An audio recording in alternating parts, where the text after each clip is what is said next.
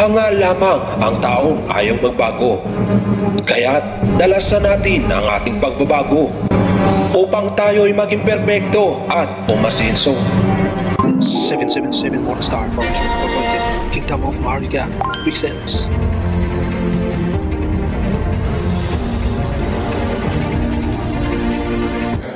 Good evening, everyone.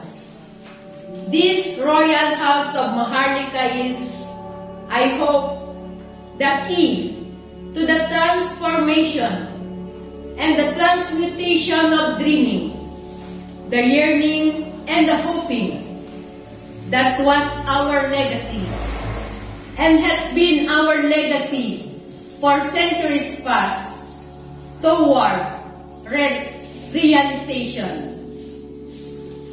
Dreaming is alright. Out of dreams, achievements arise. But, as I have repeatedly said in the past, it is easier for many of the leaders of those who have engaged in the revolution in the past, including our leaders, to run a revolution than to run a divine government. It is easier to offer to lay down our life in combat. That is the easiest of all, especially to a soldier.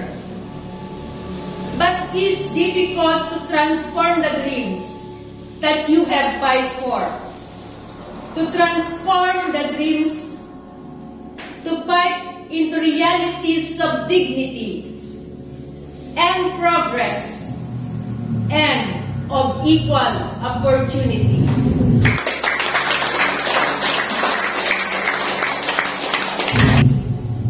These are symbols, the objectives which keep men fighting. These are the causes that keep men aspiring. And yet, when the opportunity is given, most of the developing countries discover that they can more than dreaming. It takes more than a heart. It takes more than willingness. It takes more than dying, even to attain these objectives.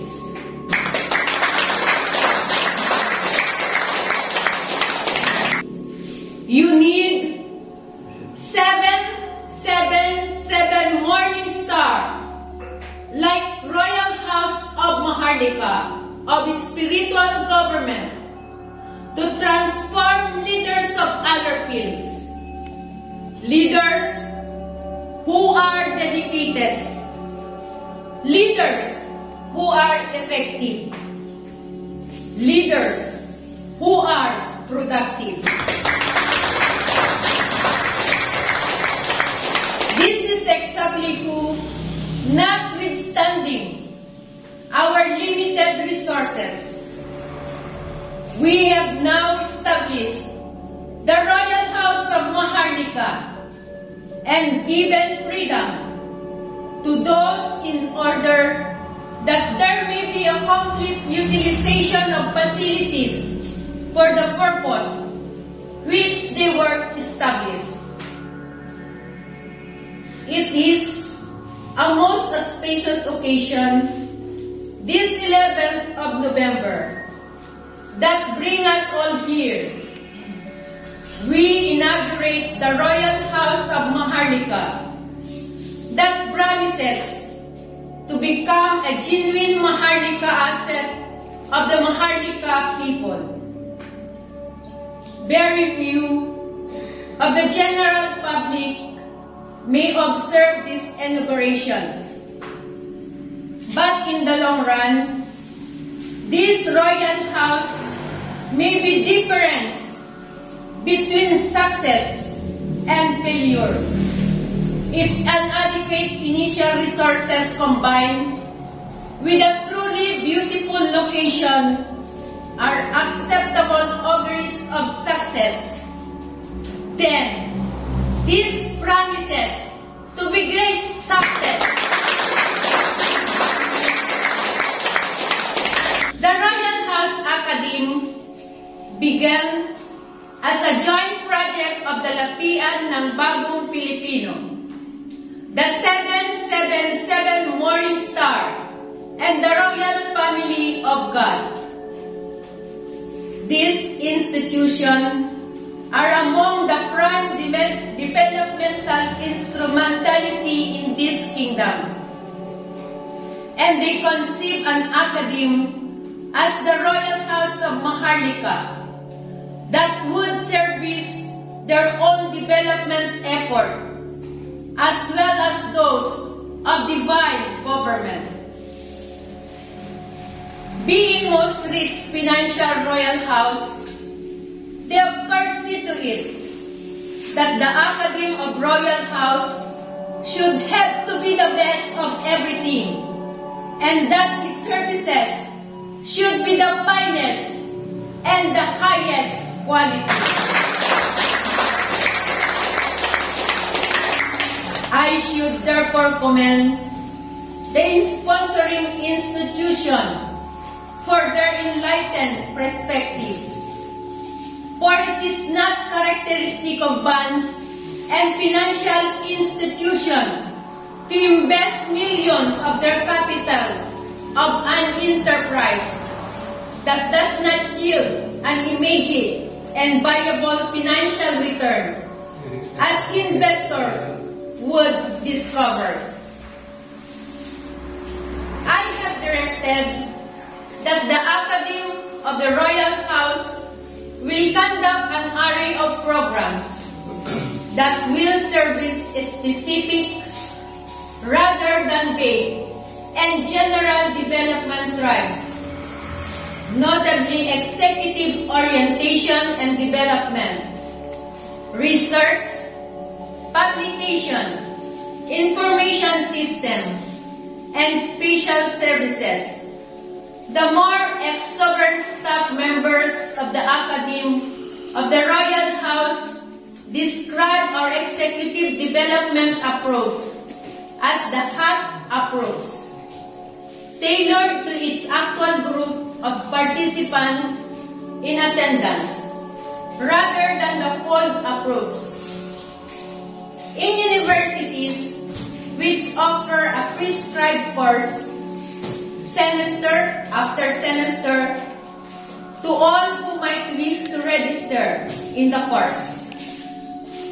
There is also enthusiastic talk, spread of the research program, ranging from project-oriented studies to futurology, exercises designed to identify the future in our future, and to assist in decision-making in the choice of futures.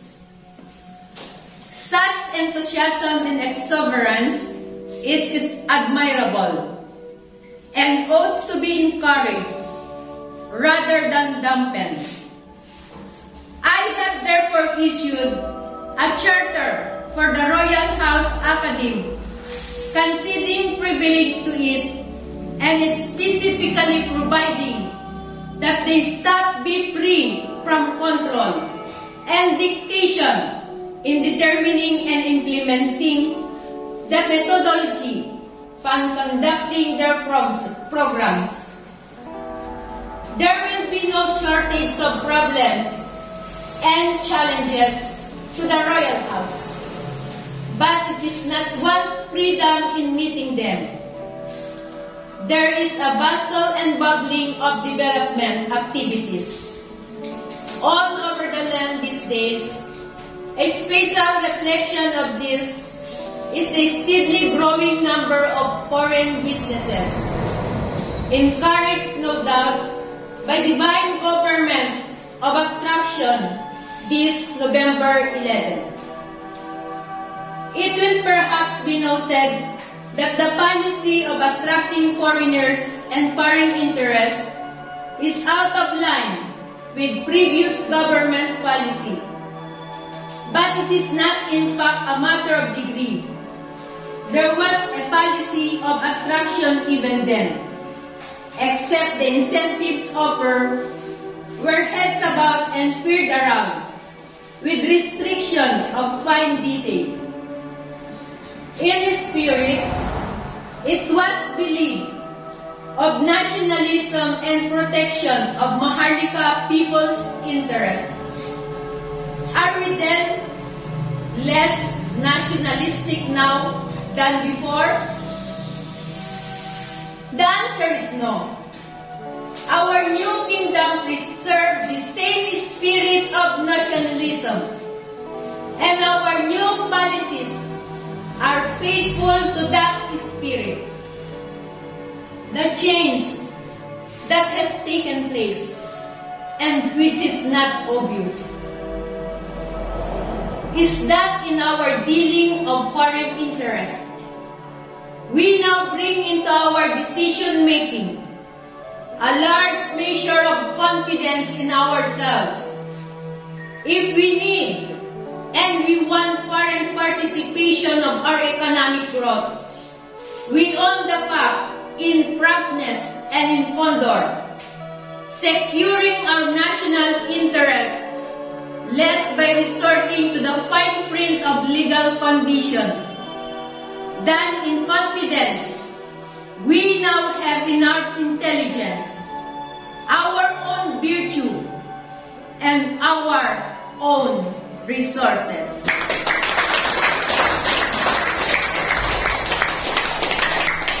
The Royal House Development Academe in the Kingdom could not have been possible before. The Royal House of Maharlika.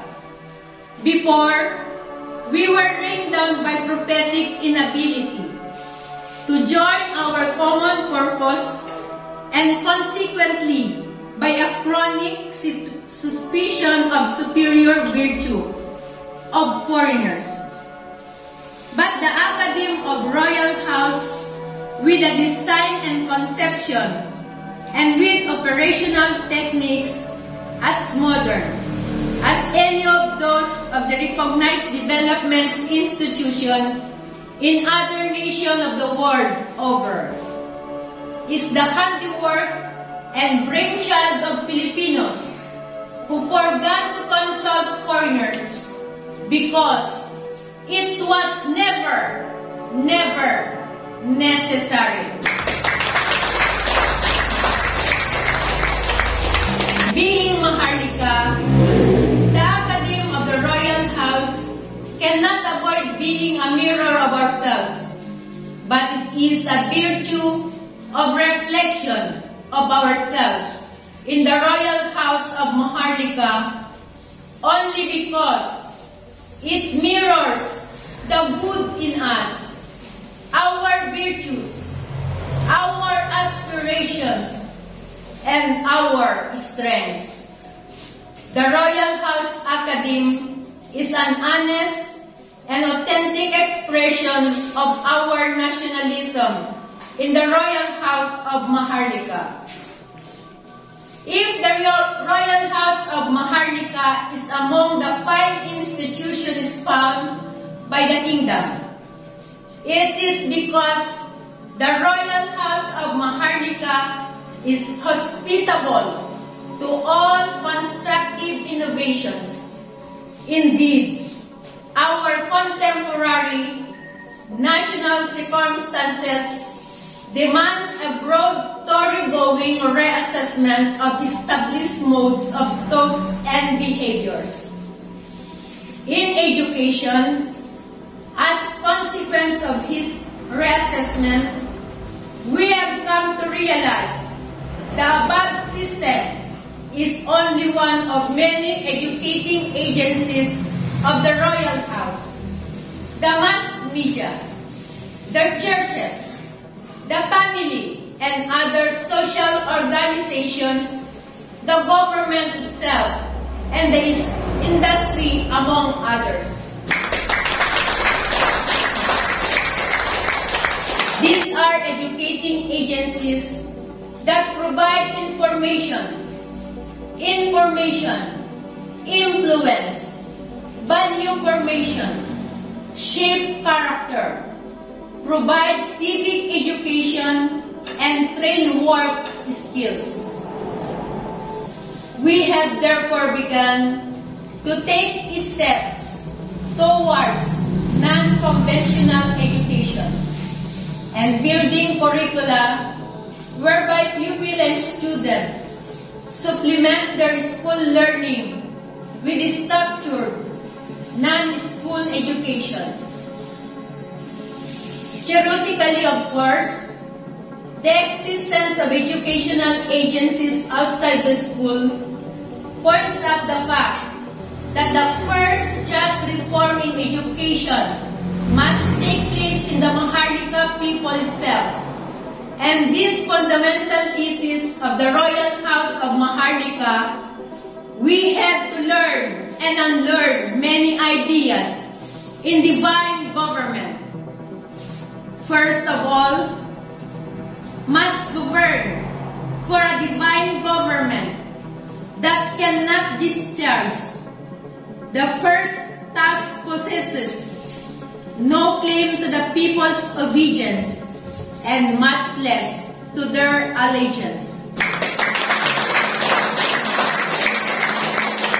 A divine government that cannot redress wrong, cannot protect right.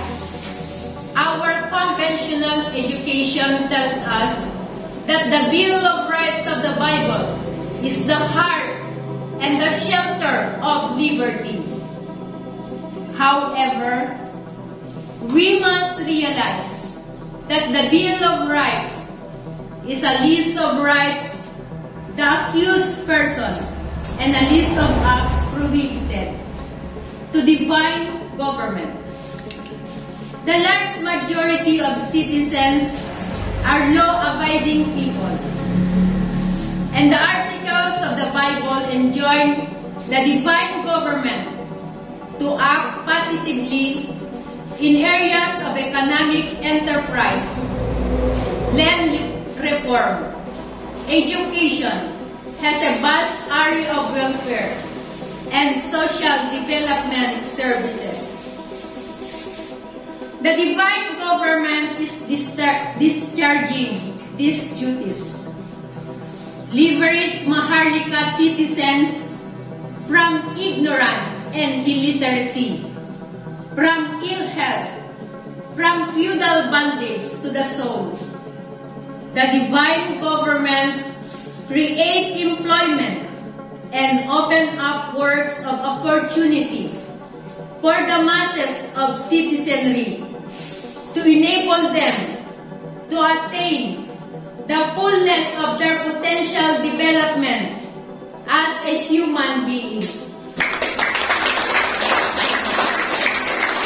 Properly understood, therefore, of the Holy Scripture, and not the Bill of Rights alone, is the source and definition of the people's liberty.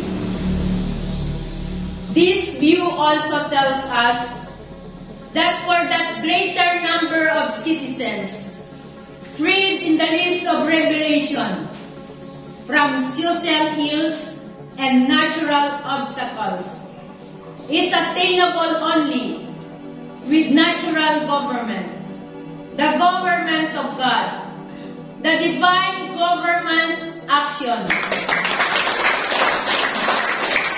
Finally, we begin to realize that freedom is not a static guarantee of right, but entails a constant and continuous striving on the part of all society.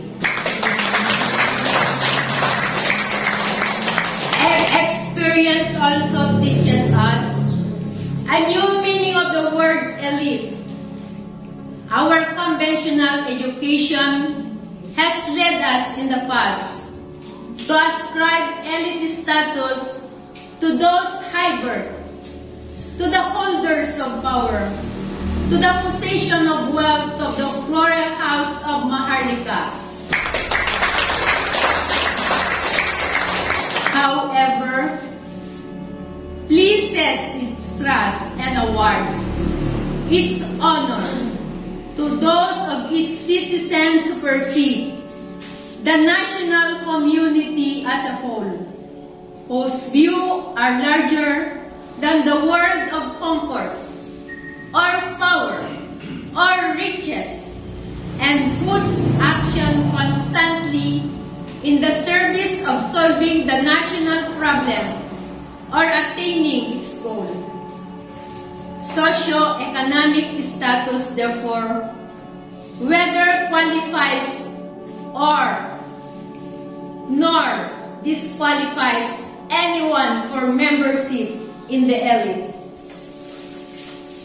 is the perspective that looks at the nation as an entire community, the commitment to national welfare and service in the nation's interest, that define the elite and entitles them an elite status. That is why the Royal House members are now understood an elite, for men as well as nations to look at the words and the life of new life creates by morning star and new opportunities. For far too long, we as nation will be great again, has moved us closer to our goals, but nearer to where we started. Our garden, our paradise. Today, we have a clean press era of our national destiny, our biblical destiny, the morning star, the shine of every heart of every Filipinos and other race, a confidence in our capabilities, and a better appreciation of our resources. We are better organized as a Royal House of Maharlika, so that may we address the entirety of our energies with the assurance which we did not have before, to attain for our people of optimum of wealth and a maximum of welfare. I thank you for your